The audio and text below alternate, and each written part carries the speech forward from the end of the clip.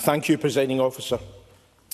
To ask the Scottish Government what action it is taking to ensure resilience across the Clyde and Hebrides ferry network this winter, in light of the announcement that the MV Caledonian Isles will continue to be out of service until at least the end of the year. Cabinet Secretary Fiona Hislop. It's deeply frustrating and concerning that the community of Arran are facing a further delay to the return of MV Caledonian Isles. Ministers and officials continue to push CalMac to ensure all options to expedite repairs are being considered. CalMac are now looking at what this means in terms of deployment across the network. 3 detailed planned options using the route prioritisation matrix have been shared with communities today, and final deployment details will be issued next week. The redeployment of vessels is particularly challenging due to the annual overhaul schedule, but CalMac are committed to ensuring lifeline connectivity is maintained to our islands. Kenneth Gibson. I thank the Cabinet Secretary for that response. New vessels expected before the start of winter have yet to arrive. A potential charter has turned out not to be viable. The MV Hebridean Isles is being retired in a few weeks, and now the MV Caledonian Isles may not be back in service until April. This summer was profoundly difficult for islanders and visitors. The winter will now be even more challenging. And despite Arran being the busiest route in the network, my constituents have borne the brunt of this year's disruption.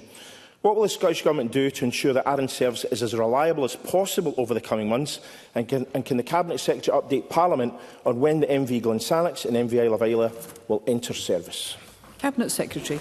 So, in relation to that last point, can I say that the Glen Sannox update was provided to the relevant Net Zero Energy and Transport Committee by the Chair, I think, at period in October. That is still obviously the intention. They're finalising the final elements in terms of that transfer from Ferguson's over to CML for use on CalMac services. But getting to the point of Mr Gibson's question, I recognise the veracity in which Kenneth Gibson asked that questions and how active he has been in pursuing them. I can understand the frustration that his constituents feel about this issue and the importance of that provision and planning to provide as much resilience as is possible is there, and also recognising the balance between the importance of that route, which he recognises as one of the busiest on the network, with also the responsibilities for lifeline services elsewhere. That's the difficult balancing act in what is going to be a challenging and difficult winter. We thought that last winter would have been the period that would have caused most issue, and we should have been seeing those two, or at least the Glen Sannox vessel in by now. We always knew the MV Caledonian Isles would be an integral part of this winter going forward. So I will work with CalMac to ensure we can provide Arran the services it needs, but also recognise there are responsibilities across the network. Kenneth Gibson. I thank the Cabinet Secretary for her further reply. Since the MV Caledonian Isles departed for its annual overhaul in January, the timescale for its return has gone from March to June to August to September to October to mid-November, with no return now in sight as new faults continue to be found despite millions of pounds being spent on repairs. This vessel was also out of service in 2023 for extensive repairs. Islanders are astonished by how badly this has been managed and how much time and money has been spent. What is the Scottish Government doing to hold CalMac to account for these failings? Cabinet Secretary. So in relation to the issues, I would recognise that looking at repair and maintenance of ageing vessels has its challenge, but we expect the management and the comprehensive management of that to be done at times of overhaul. But he's correct in identifying, and anybody who wants to see the detail can see it in CalMac's press release, the new and additional issues that have been identified recently on top of the gearbox issues previously. And in terms of going forward, how do you prevent that? Well, you have to ensure that there is regular time for maintenance in all vessels as part of that new contract. And that was precisely one of the conversation points I had when I met with ferry unions recently to identify the things that we would be expecting to see in the forthcoming new contract. I call Jamie Green. Thank you, Presiding Officer.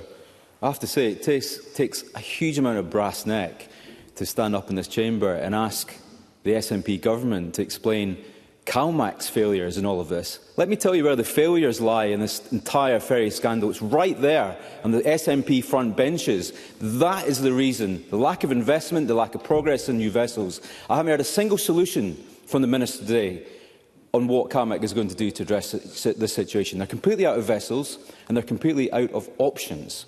And the palpable anger on places like Arran is very real. And I suggest the Minister goes and visits the island and talks to the businesses that are losing money hand over foot every single day as a direct result of all of this.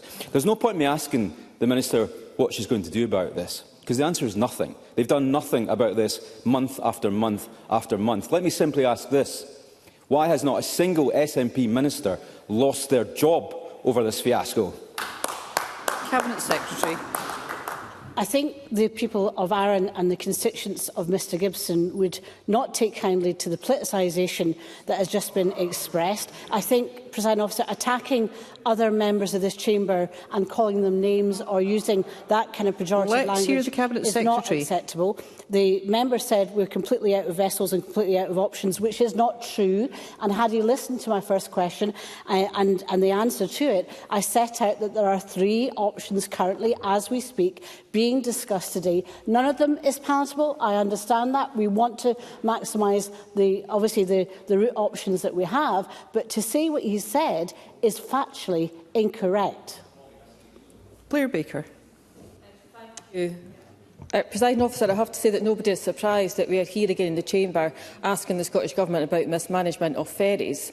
All that has been said today is cold comfort for the residents and businesses of Arran who are facing a winter of disruption as they limp on with an ageing fleet following years of underinvestment and poor planning from the Scottish Government. So why should islanders trust the Government on anything they announce on ferries, given the broken promises, the failure to deliver and the abject lack of leadership which has never resulted in the ferry service that they deserve? Cabinet Secretary. So the member, and can I first of all welcome her to her new brief, and clearly whether it's ferries or rail or road, I look forward to engaging with her in the future. But in terms of the Government's commitment and in terms of what we are doing, there are 6 major vessels being delivered to the service which will enhance and improve the position and tackle that resilience and the ageing fleet that she mentions. There are 7 new vessels also currently in procurement. That £700 million is a commitment from the Scottish Government that will relieve the pressures that are currently being faced. But everybody recognises there are current pressures being faced, but we are, as I said, commissioning 6 for major vessels, 7 new ones. That is a commitment to our islanders, that's investment, and that should be supported. Edward Mountain. Thank you, Presiding Officer. The Cabinet Secretary mentioned that the Glen Sannox might offer some comfort, but the latest reports from the yard are that delivery will be imminent. It's been imminent since about 2018, but let's hope it is imminent. Could she clarify, because CalMac are unable to do so, how long it will take to get the Glen Sannox in service from when it's handed over? Will it be 6.5 weeks or 13 weeks? Because we know they've had the crew in place for 2 years. I just can't work out how long it's going to take before the Government can get it into service. Perhaps she could clarify, Presiding Officer. Cabinet Secretary. So in preparations for the vessel being transferred, it currently is not in the management of CalMac, and therefore the preparations in terms of weekly meetings between all the different players to ensure that it can be transferred, that has been happening. He knows that there have been sea trials that have for the most part been successful.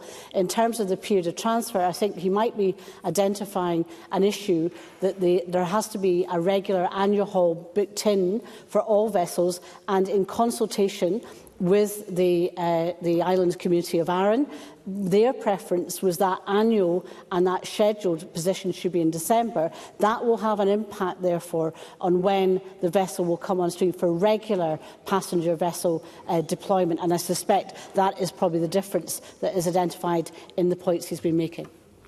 Katie Clark.